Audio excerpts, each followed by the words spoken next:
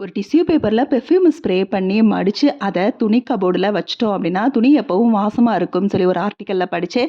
So, அத try பண்ணி பார்க்கலான்னு இன்னைக்கு வந்து வச்சு விட்டுட்டேன். அதுக்கப்புறம் செடியெல்லாம் எடுத்து வெயில்ல வச்சுட்டு, காலையில பிரேக்ஃபாஸ்ட் ரெடி பண்ணலான்னு வந்தாச்சு. இப்ப வந்து ஃப்ரிட்ஜ்ல இருக்கிறதெல்லாம் காலி பண்ணலான்னு சொல்லி எடுத்து வெளியில வச்சிருந்தேன். கொஞ்சமா கம்பு தோசைக்கு மாவு, இட்லி தோசை மாவு கொஞ்சம் இருந்துச்சு. நேத்து வச்ச பூரி கிழங்கு கொஞ்சம் இருந்துச்சு. சரி ஃப்ரிட்ஜ்ல இருக்கிறத காலி பண்ணிடலான்னு சொல்லி கொஞ்சமா பூரிக்கு மட்டும் மாவு பெசஞ்சு வச்சுட்டேன். இதோட சட்னி அரைச்சிட்டோம்னா வேலை முடிஞ்சிரும். ஸோ சிம்பிளா இருக்குதேன்னு சொல்லி பார்த்து கொஞ்சமா கேசரியும் வந்து ரெடி பண்ணிட்டேன். ரவா கேசரி தான். கேசரி ரெடி பண்ணிக்கிட்டே தேங்காய் சட்னியும் அரைச்சாச்சு.